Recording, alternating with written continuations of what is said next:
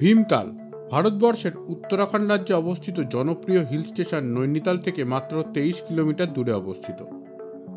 সাধারণত ট্যুরিস্টরা নৈনিতাল বেড়াতে এলে ভীমতাল সাইট সিইং পয়েন্ট হিসেবেই দেখে চলে যান। তবে আমি বলবো, নৈনিতালে বেড়াতে এলে একদিন আপনারা কাটাতেই পারেন ভীমতাল লেকের এই সুন্দর পরিবেশে।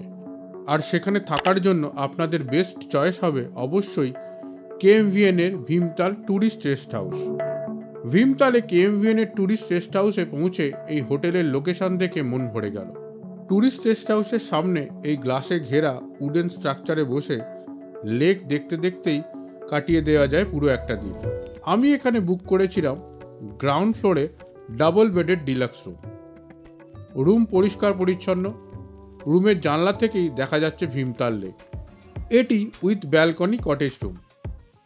এই রুমের ব্যালকনি থেকে ভিউ কিন্তু সত্যিই সুন্দর। বারান্দায় বসেই কেটে যাবে সারাটা দিন। হোটেলের সামনে গার্ডেন এরিয়াটিও বেশ সুন্দর।